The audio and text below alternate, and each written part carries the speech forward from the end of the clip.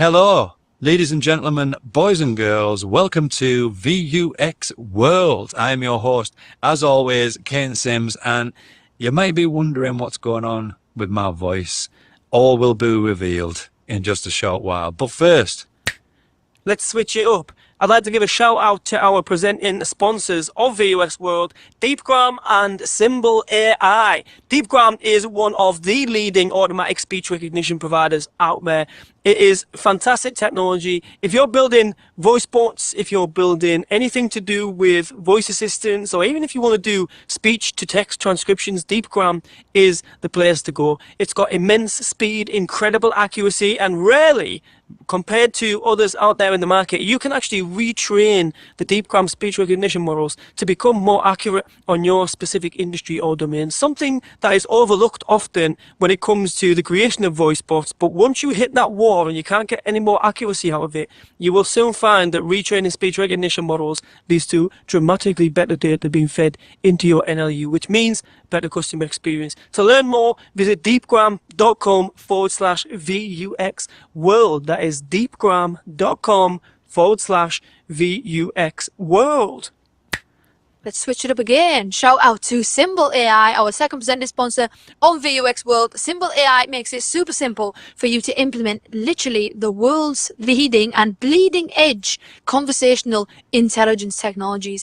There is data within conversations that you're having with customers, or even internally within your business, or within the usage of your product or services. There is data within those conversations that you can use to extract some extremely important analysis and insights from. And that's what Symbl.ai enables you to do. From outbound calls that basically detect the sound of a voicemail that can then automatically leave a message after the beep, which is notoriously difficult to do, or recognizing when somebody answers and automatically forwarding that call to a human to be answered. That's the kind of stuff that Symbl.ai can do. Symbl.ai, with the technology, you can build your own agent assist capabilities and be able to serve call center agents with next best actions and things like that. Really super simple. You can do things like call analysis, you can do intent detection, you can do call summarization, speaker diarization. The possibilities are absolutely endless, and you're only limited by your imagination. For more information, visit Symbl.ai, SYMBL.ai.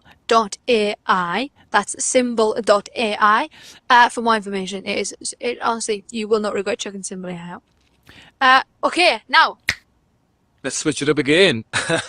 I'd like to introduce this week's guest, Alex Serdiuk of Respeecher.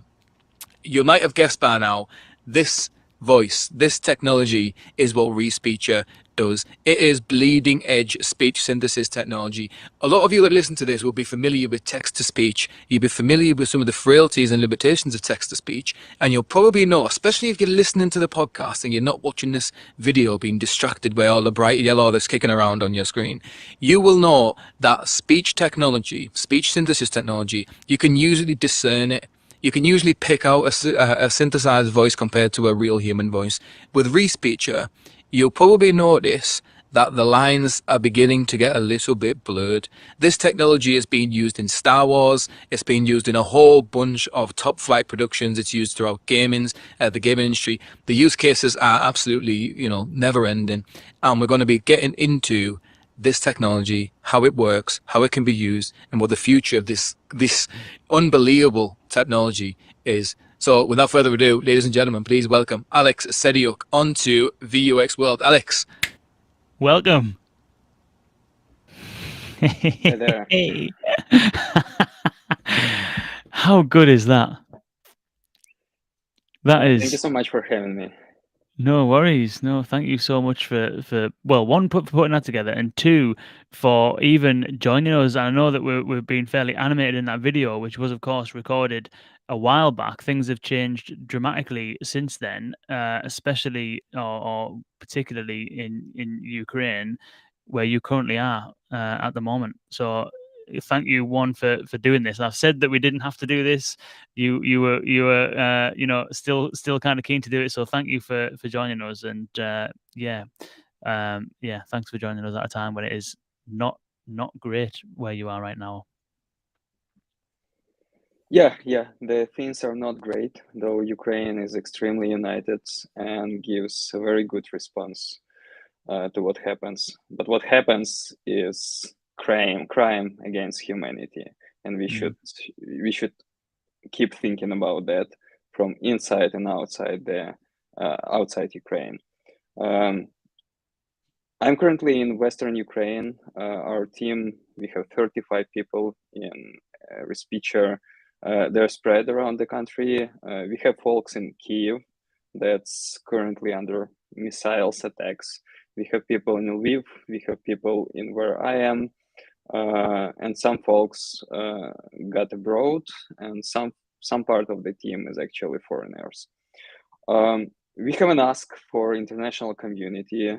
Ukraine fights and Ukraine extremely strong, but we are strong on ground and we know how to respond to this.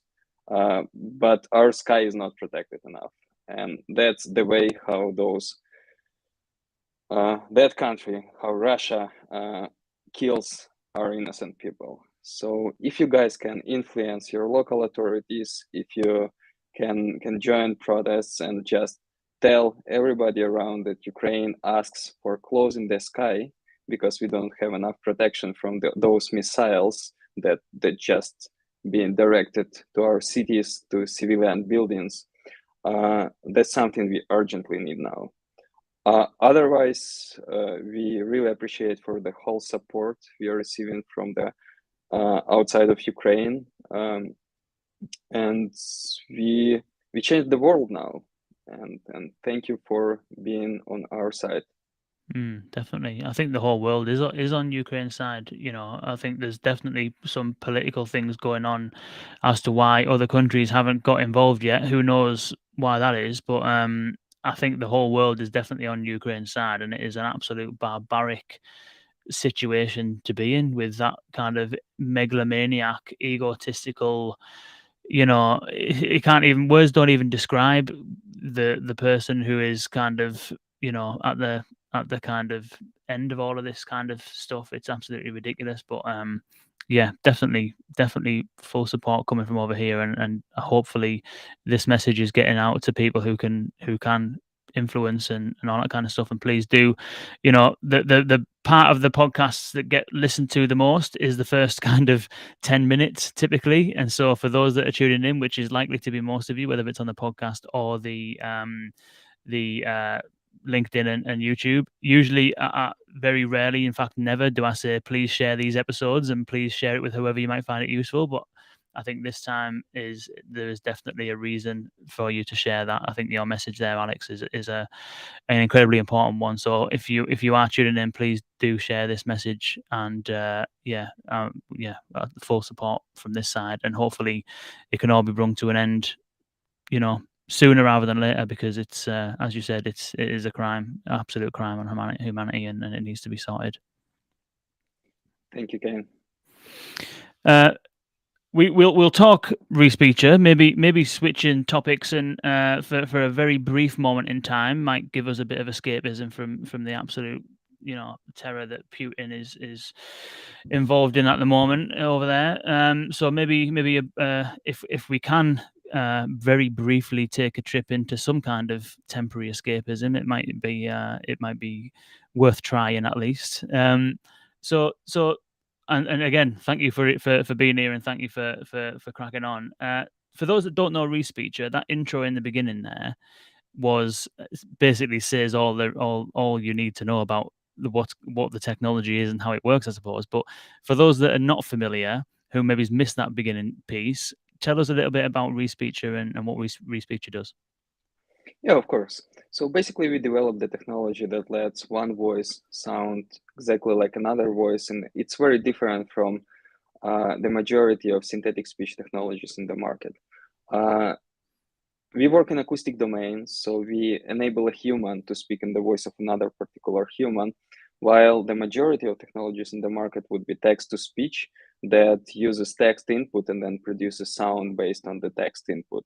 And text-to-speech technologies, they have few holistic limitations, which we overcome with our technology. We call it speech-to-speech. The first limitation would be being very tied to language models. So for text-to-speech, it's quite hard to produce something that is not in vocabulary, for example, or something that's that does not have a very strong language corpus for some particular languages. And another even bigger thing would be control over performance, control over emotions. So you can make text-to-speech sound sad or excited, but that's it. So when we started more than 4 years ago, our goal was to make synthetic speech on that level where it would cut it for the most demanding sound people in Hollywood. So we wanted synthetic speech to be on a big screen. And therefore we chose the speech-to-speech path because it allows a human to perform to whatever extent performance is needed, and the performance could be guided by the director of the movie. And the technology task would be just change the voice to a desired voice, to the voice that is needed for a particular piece. So currently our technology allows you to speak, to sing, to whisper, to cry, to do different things with your voice. And then while applying our tool or our technology on top of your speech, it would convey all the emotions. It would just change the timbre of the voice and what we're proud of, how good it sounds. You might have heard us in several Hollywood movies. The first movie was released in 2019. You might have heard us in Mandalorian, where we did the voice of young Luke Skywalker. We were also credited in the Book of Boba Fett in the episode 6 just recently. We did Vince Lombardi piece, and if your audience has Americans, you guys might have seen Vince Lombardi in 2021 on the Super Bowl opening. That was quite big project. So currently we work with studios, with different types of content creators, but also we have another stream of business where small creators can use the tool to bring the quality of the content they produce to the next level. So they're no longer limited to budgets when they need to hire 20 voice actors and they can't. They can just use a tool, hire one voice actor, and do a voiceover that would be compatible to what big studios do. Interesting. And for those ones who are kind of trying to, you know, create 20 different voices from one voice actor, where are they going to get those 20 voices from? Is it a bank of voices that you already have? Is it voices that you are always creating all the time? Is it bespoke voice creation? Like where do the voices come from? Yeah, so basically we have, as I said, two main business streams. And the first stream would be our services to studios. When studios need to introduce a particular voice, say Vince Lombardi voice, in order to enable someone else to speak in that voice. And that goes through our team. We need to check permissions and stuff, so you cannot use it right away.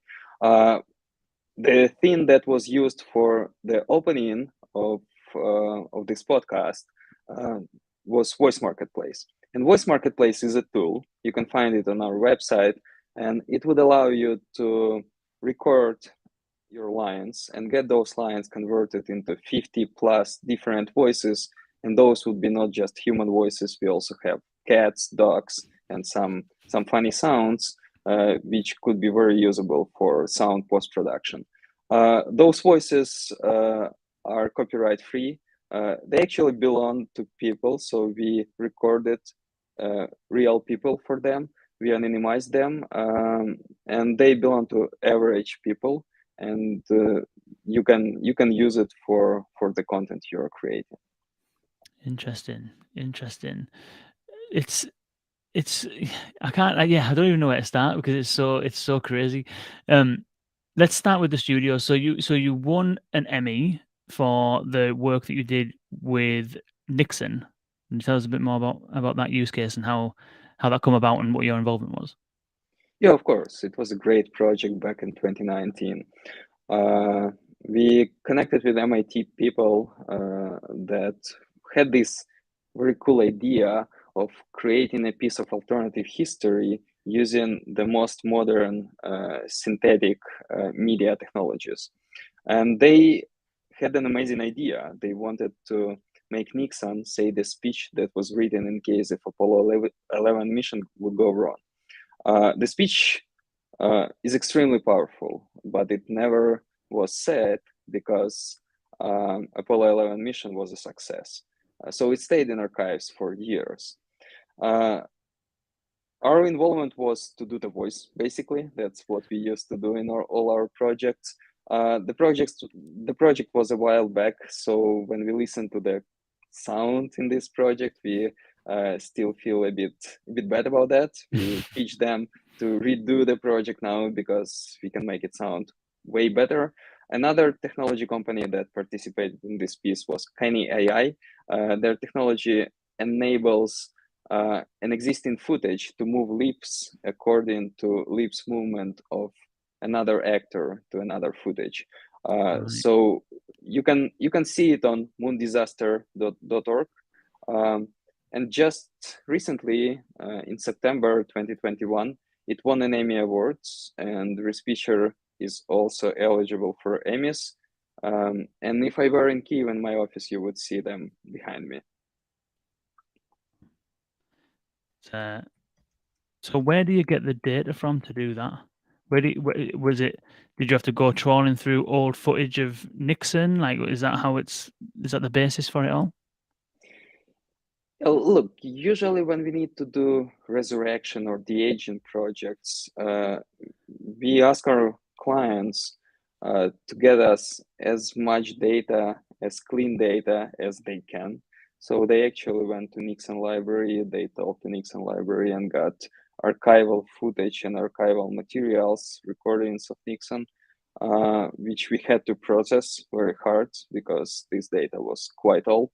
And in general, our models work like that. So you need to get material for a target speaker, and President Nixon would be a target speaker. And then you train this deep neural net in order to enable model to convert from other speaker into Nixon's voice. And that stage was extremely long in that project. It took us several months to get it actually done, though we had way more complicated technology and we required way more complicated data sets. Now we can do way better job with way less data. Nice. So that seems to be the process is then you take data so ideally clean sounding data, which must be difficult when you're working with, like Nixon. What was that? Footage from the 60s, is it? Is that when it's from? Yeah. Yeah, so probably bad audio anyway, and stuff like that. And same thing, I suppose, in the Star Wars example, where Luke Skywalker, to bring the voice of a young Luke Skywalker back, you're looking at footage from the 70s and stuff like that. I suppose it's proper movie footage, so it's probably going to sound a bit better. But I wonder whether you can walk us through that kind of the process once you've got hold of the data that you would require. What are the kind of steps that involve? And obviously, don't reveal any secret sauce, which you're not going to do anyway. But like, what's the general process from getting hold of some data to making it available for someone just to speak and have it be reproduced? Yeah, it even starts with not with data, but with permission. So we need to have permission for a target voice in order to replicate this voice, or from their representatives' estate or family if they are deceased.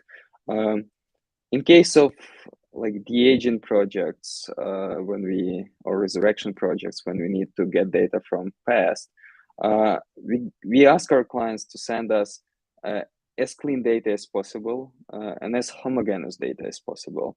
That means like a long recording of, say, President Nixon speaking, where there is no background noise and no other voices would do. Then once we get all the assets, we evaluate those assets and we talk to our client, to a studio, to build the right expectations, because you cannot build absolutely great sound from very old recordings. Once we are on the same page, we start pre-processing the data, and that means that we do some work that would enable our models treat this data in the best possible way. So it would produce the most optimal result. And this work could take just few hours if it's a very simple project. But if you talk about data that was recorded, say, 40 years ago, it could take longer. Then after the data is prepared, so we have tracks that pre-processed for our models, we put it into our heavy deep neural net that is designed to basically understand the voice. So it does all those millions of computations, and it takes some time. We usually take 2 weeks to train the model on a new voice when we introduce the voice to the system. But once the training is done, we do some tests. We convert from the material we need to convert from new lines from source speakers.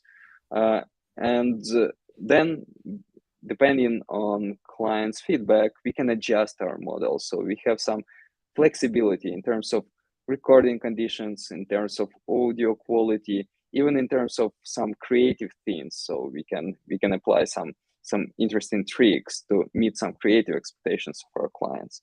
And then, depending on the complexity of the project, we basically deliver those conversions. If data is perfect, if we don't need to worry about quality of the audio, in many cases, our team involvement would end after we train the model. So we can give our client a tool, or we can give an API where they can basically convert the sound they need to convert themselves, and the tool would provide a very similar result to what we are doing manually. But when data is challenging, and most our projects has been with challenging data, we have to be very deeply involved, and we have unique expertise at Respeecher. Our delivery team consists of very cool sound professionals that also know how our models work and how they react to different things.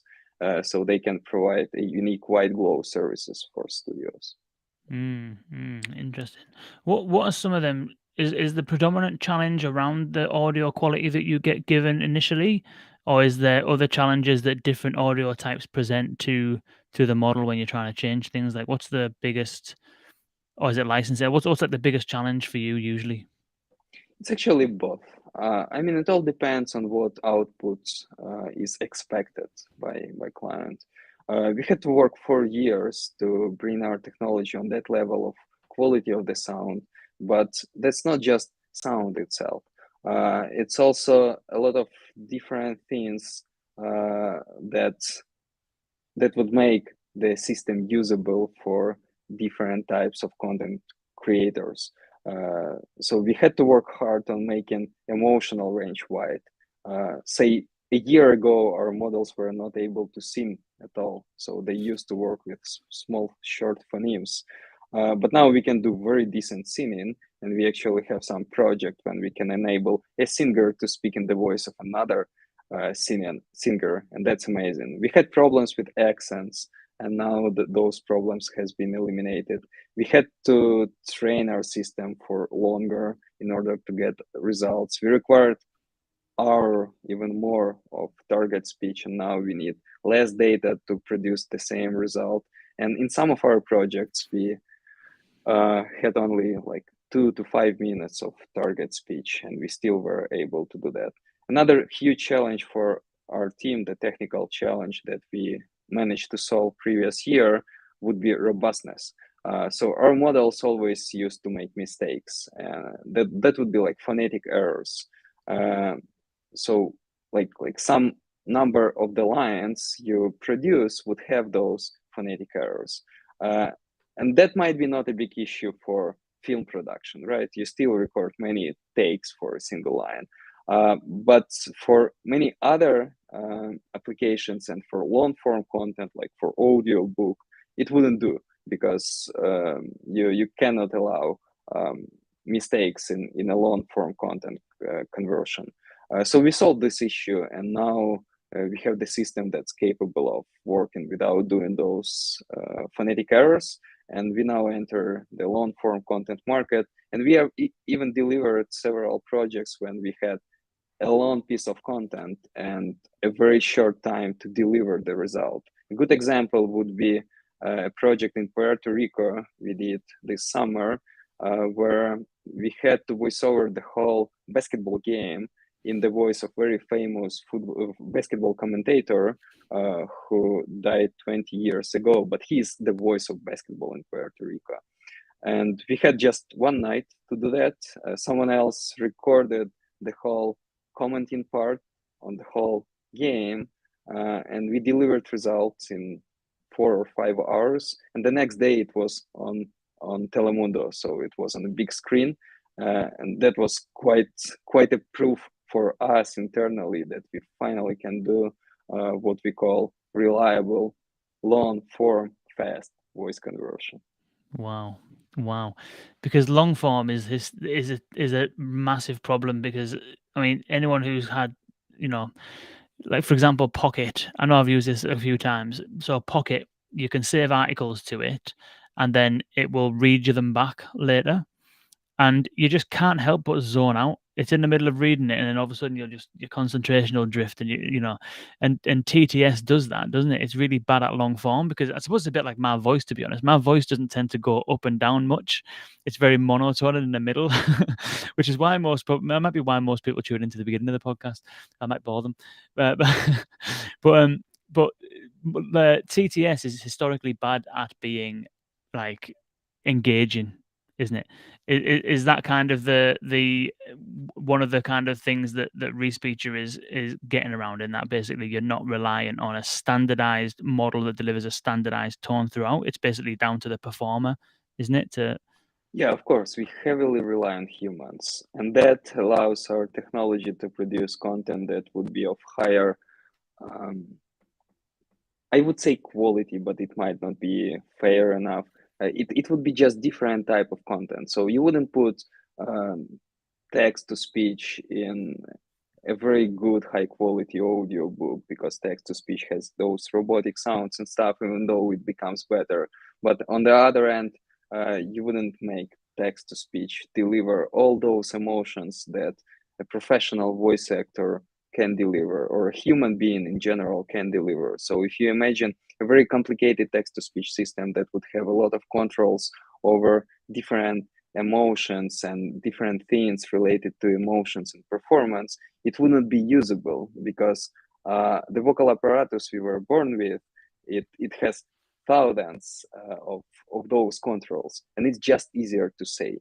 And what the beauty of our approach, that we basically allow all this performance part to be on a human being, and voice actors, they could do amazing job in terms of delivering, in terms of being guided how to deliver a piece of content.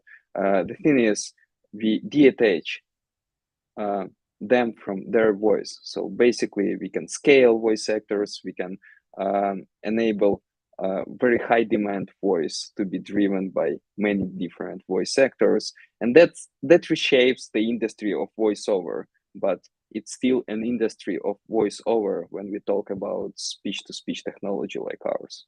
There's been a lot of voice actors I've spoke to over the years who kind of, some a bit paranoid, some really opportunistic, looking at the world of synthetic voices, and one half is like, oh, this is like a danger for my job kind of thing, and the other half is like, this is a real opportunity for me to embrace technology and be able to scale my voice output and stuff like that. And so I suppose what this does is that, because some of them are, the conversations I've had in the past with some voice actors has been around trying to turn their voice into a synthesized kind of voice and license that out and stuff like that. But then you've got that quality situation right now. So it seems as though, if anything, this technology could bring about a real positive future for voice actors, because some voice actors are really, really good voice actors, but you're not going to be able, like, a man can't speak like a woman and a woman can't speak like a man, not convincingly over the duration of like a film, for example.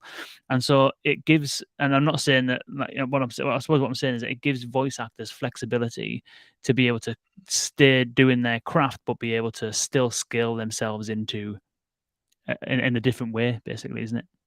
Exactly, spot on, Kane. I mean, I used to talk to voice actors. I talked to voice actors like from the very beginning, and say 2 years ago, 9 of 10 voice actors we spoke to, they were afraid of technology. They didn't like the technology as the idea, as the concept, and they thought that technology like ours would steal their jobs. Now, when we speak to voice actors, 9 of 10 of them would be up to try it at least. And once they tried it, they see all those opportunities that technology brings. Because again, the technology does not remove them from equation. It might seem so in text-to-speech, but text-to-speech is limited in terms of performance and stuff. Good voice actors are still needed, and given the amount of content that's being produced and the trajectory of growing of that content, there would be a need for more voice actors, basically.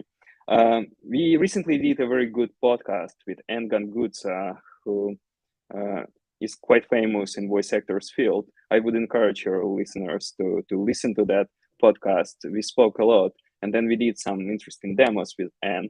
But basically what technology would allow to voice actors, it would allow them to not be limited to their vocal timbre. So they can perform in very different styles, but they are being hired not just because of their ability to perform as a professional voice actor, but also because of the timbre they have. And now they can speak in very different gender, in very different age, and say 50 different timbres we have on the voice marketplace, and it opens the whole new world for them. But we should also think about security for them in terms of keeping the voice they had and they used, say, 20 years ago, still available for them. So if you're a voice actor, your voice is also being changed over time, like all the human voices. And in many cases, you cannot just perform in the voice you had 20 years ago, but the technology itself would allow that. And then when we think further, technology would enable to scale them. It would enable to de-attach a particular voice actor's professional voice that is tied to many different projects, and they might not have enough time to cover all these projects. And it can de-attach their voice and give it to other performance. And that means that the technology would bring them opportunity for passive income where they can get royalties for their voice to be used. And that's not new to the market. Text-to-speech companies already doing that for quite some time. And voice actors give their voices to text-to-speech, and it works. It's just a different type of business when someone else would be driving the voice. And the thing we should be very careful about, like everything we do at Respeecher, is how we would build those two more layers, say in the voice marketplace, where voice actors would be able to provide their voice to the voice marketplace. And one important layer would be compensation, obviously. So they need to be fairly compensated, and we see it as a transactional business for them. But another even more important and more complicated layer would be control. So they should be able to have control over what content or what content makers are using their voice for. And it's not that easy. That's why now we collect a group of beta voice actors we want to work with when we launch a full-blown voice marketplace at Respeecher.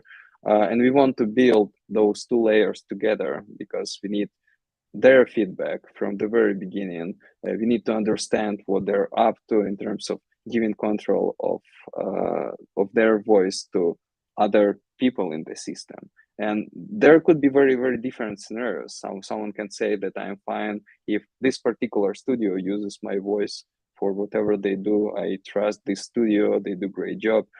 Some people can say, I don't want my voice to be used in the advertisement of cigarettes or alcohol. Some people can have other thoughts, and it's not like just a red line you can easily draw. It would be a whole new system, a whole new layer in the system we have to build very, very cautiously. Interesting. So the voice marketplace is exactly that then. I thought at the very beginning when you talked about the voice marketplace, I was thinking it was like a little bit kind of like almost like a hobbyist kind of thing. Like if I'm an indie developer and I just want to choose a quick voice, but actually the voice marketplace could be and it sounds that's correct me if I'm wrong, but it sounds like this is what you're describing, an online marketplace where game studios, production studios, animators, all of these different places can go to find high quality voice talent that they can essentially pay for, and then have one of their other, maybe either junior voice actors or somebody else that doesn't have the right tone of voice but's got good delivery, do the actual performance. Is that what you're saying? A centralized marketplace for all voice talent for all use cases? Correct. I mean, the voice marketplace is a living thing. It took us some time to bring it to the market, to rope this very heavy technology we used to operate manually into something that would be a self-serve tool. But now it's on the stage where it's appreciated by three types of users. The first type would be content makers, like small indie game developers, animation creators, all those people who cannot hire many voice actors for the piece they develop. And they could really benefit from just having 50 voices in their acquaintance. The second category would be professional sound engineers, sound supervisors, sound mixers. When they do post-production in their movies, in animation pieces, in video games, they often need some like random characters, random voices, and instead of putting a quite complicated loop group together, get an actor to the studio to say just one word, hello or something, they can use voice marketplace. Or if they need to make a dog bark in their movie, they now can use our voice marketplace for that too. They can bark in the microphone, and the barking they would get in the output would be a natural dog barking. Wow. And that's way easier than spend hours trying to get different assets of dog of particular breed to barking and try to mix them in their piece. And the third category of users of the voice marketplace would be voice actors, because now they see that they're not limited to their timbre. They can perform in different timbre, and they can deliver different jobs. They can voiceover not an audio book, but do a whole audio drama while assigning different characters, different voices in audio book, for example. But that's just one edge of how cooperation with voice actors would be built. Now it's very one-sided, so they are just users of our system. But what I told before, that in future we see developing our voice marketplace to what we call a full-blown version, where voice actors would be also able to provide their voices on the platform, and their voices could be used on the platform, but also they could get some additional jobs on the platform, because we have demand. We have content makers that need professional actors. Interesting. That's really interesting, and it's a fair way of kind of like allowing access. So you've got it's a good marketplace model, because half of the problem with I suppose voice actors is finding the client, whereas that's kind of what you're bringing there. And the second problem is actually digitizing their voice to make it scalable. And I know some other voice actors who've kind of gone to, some of the TTS providers, and actually it's financially like not worth the investment at the time. So I think it costs a lot of money to create a TTS voice of your voice. I don't know whether, like, it sounds as though you've got, as you mentioned the word heavy technology and a 2-week training timescale and stuff like that. It sounds as though Respeecher is quite a process. How would it compare? You don't necessarily have to give pricing, but how is it comparing to the creation of a TTS voice, for example, in terms of pricing for a voice actor? I mean, TTSs are very different, and there are some like boutique TTS systems that would be comparable in terms of efforts and resources that are needed to be put together to bring a new voice. And there are some TTSs that you can use quite easy and fast. So it really depends on TTS. But the thing is, we do not foresee us charging voice actors to whatever extent for adding their voices on our platform. And we don't need them to spend much time in order to prepare data sets, because speech-to-speech technology does not require a particular script to be recorded. And if you're a voice actor and even a podcast host, right, you have plenty of recordings of your voice. So we would just ask some of those recordings. We would train the system on those recordings, and we can train it in batch, and 20 other voices would be in the same training process, so we can allocate resources for training in better way. And then system is ready, basically. And also, I would mention that we have text-to-speech as a part of our offerings in the voice marketplace. So we found out that our users still ask for text-to-speech for some stuff they need to do on a scale, and text-to-speech is great for scale. So we added text-to-speech, and you would be able to use text-to-speech in our system if you try it now. Interesting. That's good. That is good, I suppose. Yeah. I mean, in general, text-to-speech is on the stage of the technology itself, where it became a commodity, right? So there are plenty of good text-to-speech systems. There are some boutique companies that do some unique things. So there are some text-to-speeches that are designed for advertisement, and they're doing great job in building this advertisement mood. But in general, if you want to build a text-to-speech version of your voice, and you have some very basic programming skills, you can do it yourself in a few days, because technology became a commodity. And now the text-to-speech competition is all around products being built on the commoditized technology. And we have some very interesting intersections with text-to-speech. So first of all, we can generate whatever data sets we need for text-to-speech system, right? We don't need human to go in studio and record complicated data sets. Second of all, if we take most of the text-to-speech outputs and apply our technology on top of that, so we would treat text-to-speech output just like another speaker in the system, it would improve it. It would make it sound a bit better. It wouldn't make changes to the performance, but the quality would be improved. And that's quite exciting opportunity, because if you like a particular text-to-speech, you can use this text-to-speech and apply Respeecher on top of it, and you would make from a vanilla text-to-speech voices plenty of different voices that Respeecher can provide, and a particular voice you would like to use. Interesting. That is such a good idea. Recording text to speech and then putting that resulting speech through Respeecher. How does it improve the quality then? Is it improving quality because people can then use it in a lot more flamboyant and kind of like different ways that text to speech, like hitting pitches and notes that text to speech can't? Or do you do something with the actual processing of the audio? Because I know text to speech usually is like a low bit rate. Do you do something that's like fill in the bits and make it sound a bit smoother and stuff like that? Like in what way is it more quality? Yeah, I mean, basically, while we were building this technology, we were crazy about quality. So our goal was to go through pickiest sound engineers at Hollywood studios, right? So all the pieces of our technology were built with this in mind. We wanted the best output quality as possible, no matter what it takes. If we require long training time, if you require tons of GPUs to train, if you need complicated data sets, it doesn't matter, because we wanted to be a first synthetic speech in Hollywood. And now it seems the synthetic speech we can provide is superior to many, and most probably it's the best synthetic speech out there. And that means that when we apply our technology on top of other synthetic speech, it does have some advantage, and it can improve it. Wow, that's wicked. That is really good.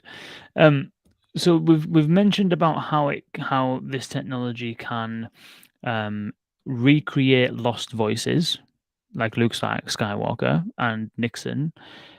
We've mentioned how it can potentially preserve current voices. Like if you're a voice actor in your 30s, your voice is going to be different in your 60s, but in your 60s, you could still use your voice from the 30s if you kind of, utilize this platform.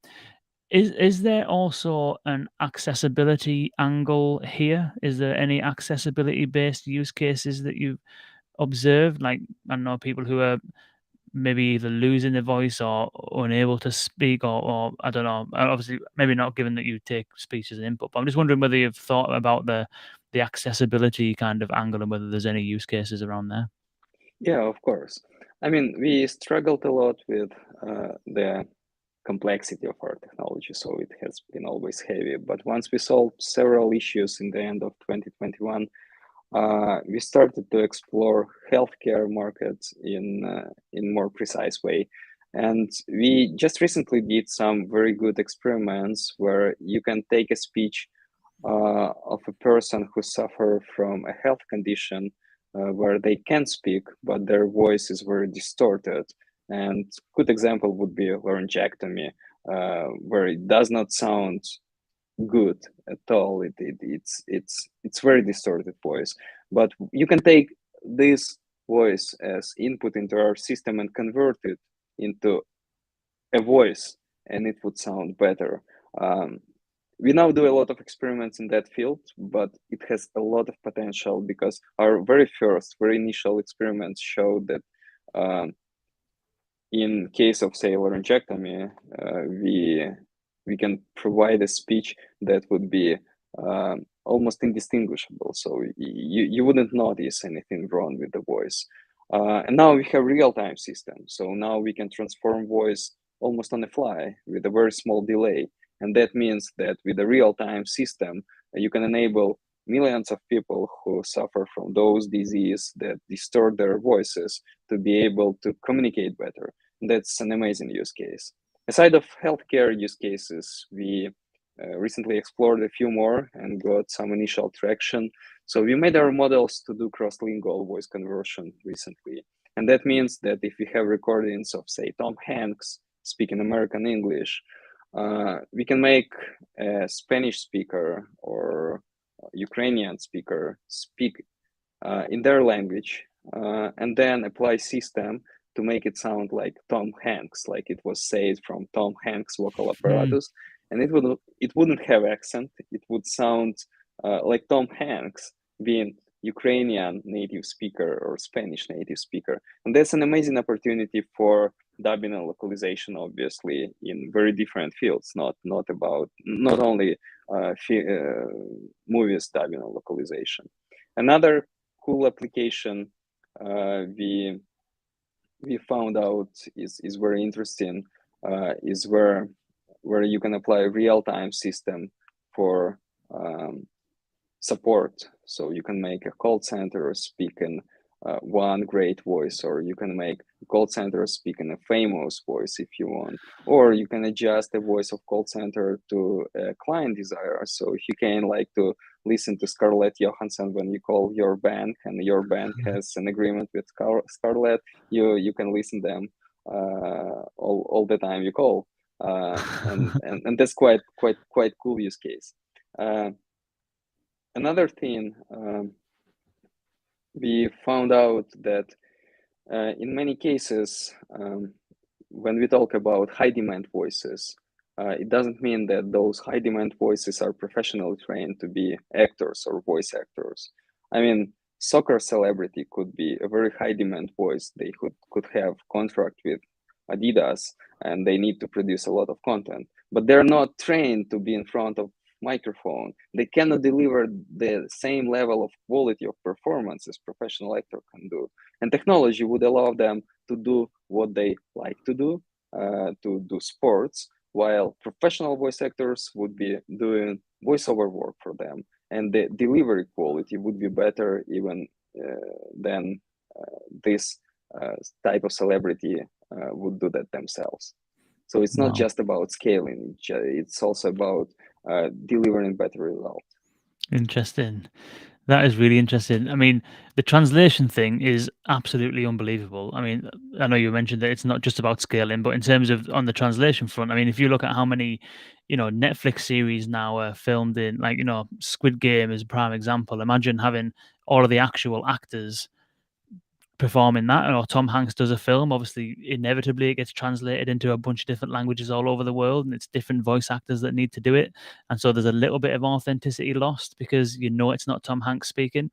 Whereas that could be a kind of like a massive business, just that one use case, translating all of the actual actors into every language that exists is huge, absolutely huge. And then you've got companies like when you were talking there about Scarlett Johansson answering the calls and stuff like that. I was thinking about companies who have pretty prominent personalities, like Virgin and, Amazon before Jeff Bezos left, and, you know, Apple when Steve Jobs was there, and Mark Zuckerberg, companies that have like prominent people working at the helm, so to speak, being able to utilize their voice in other areas like call centers and stuff like that is huge. So yeah, I mean, the use cases are absolutely endless. I mean, you don't think of it when you just sort of hear your voice change. You know, there'll be people tuning in at the beginning of this thinking, "Oh, that sounds cool," but then you climb actually into it and you think, "My God, this can be used absolutely everywhere." Yeah, and that could be a problem for a company like ours, because when our biz dev team starts to talk to the studio, we haven't spoken before, to a client we never spoken before. There is a list of use cases, and it's often hard for a client to decide what use case we start with, because many of them are so compelling. Yeah, I bet the paradox of choice a little bit. Yeah. Yeah, interesting. That is wicked. Is there a kind of ethics side to this? I'm sure there is. I mean, potentially you've covered some of that with the voice actors and stuff like that, where, you know, making sure that they get adequately paid, making sure that there's no kind of foul play in terms of, you know, using voices in adverts for cigarettes and stuff like that. Is there any other kind of like I'm conscious of AI ethics, and I've been, you know, doing a bit of research and stuff like that lately, but I'm certainly not an expert in that kind of field. But is there any other kind of ethical considerations that you've had to take into account while It's a building whole this? bunch Oh, of them. yeah. I mean, from the very beginning of Respeecher, we had to build a strong ethics policy, and this ethics policy starts with permission. So the first thing our team would ask when someone requests a project, whether they have permission or going to obtain the permission for a particular voice they're going to use. And if they're not, there is no go, because permission should be in place, and we require a copy of a permission because it indicates that agreement with voice owner who owns the IP, who owns the rights for their voice, and the content maker has been made, and that means that it's fair and their IP rights are not being violated. But I mean, that just protects our technology from being misused, right? And there are many other technologies similar to ours, and technology like ours on the current stage in a year or two would inevitably fall in wrong hands, because technologies are used to become a commodity. Therefore, there is a lot of work we do in terms of in the scope of our ethics statement that are designed around bring awareness about the technologies. I mean, in general, the technology of synthetic speech does not go anywhere, right? So it would still be there no matter what we think about that. And it would be used for bad purposes. And that means that we should bring education to a general public that synthetic speech could be used in the content they are consuming. And piece of Nixon in event of moon disaster was done with that exact goal. So the goal was to show that technologies can reshape our history, and it was shown in a very compelling way, because Nixon looked like Nixon, he sounded like Nixon, but he said what Nixon never said, right? And this education piece is bring awareness piece is one of the most important actions we have to perform as developers of the technology. Also, Respeecher is a part of several communities that are grouped around ethics. And there are industry leaders, different studios, content makers from very various industries, not obligatory content making industries, are being grouped together to build right frameworks of applying synthetic media technologies and synthetic speech in particular. And we play quite active part in those groups. Another thing we work on watermarking our audio. That means that you would be able to tell Respeecher generated audio from any other audio. And it would again protect only Respeecher piece, only what Respeecher has been developed, but it still would add to the protection. And one great initiative we are launching with one of our corporate partners, we would announce that soon, would be launching quite a big project on synthetic speech detection. So Respeecher would provide our data sets of very high quality synthetic speech, and competitors, best brains all around the world on Kaggle platform would try to build the detector that would be able to detect synthesized speech like ours. And that would mean that such kind of detector would be in open source, and it could be used, and we would encourage big platforms to use it, like Facebook, YouTube, all those who might have synthesized content, deepfake content on their platforms, should took proactive actions in order to mark that content. And for that, we need technology, and it would be built soon. Interesting. Wow. Well, yes, you have considered it then. There's a whole bunch of stuff in there, which is yeah, that's fantastic. I think it's as the people have heard at the beginning of this episode, it sounds fantastic. It really does, and I think that the ability to be able to make and generate speech based on an actual voice, I think is wicked, and as we've seen, the use cases are endless. The quality is decent, and yeah, it's fantastic. I think it's a really good idea. Thank you very much for joining us. I really appreciate it, especially given the current situation. I really appreciate your time, Alex. Thank you very much. Thank you so much, and I would say it again, close the sky above Ukraine. I agree. And please do share this for those of you tuning in, and do visit respeecher.com as well. Underneath there, we'll put that there. For those of you tuning on the podcast, yeah, I concur. As we said at the top, I absolutely concur. And for the more people that can share this and get that message out, and the more support that we can give, then the better. So do stay safe, and yeah, thanks again. Thank you so much.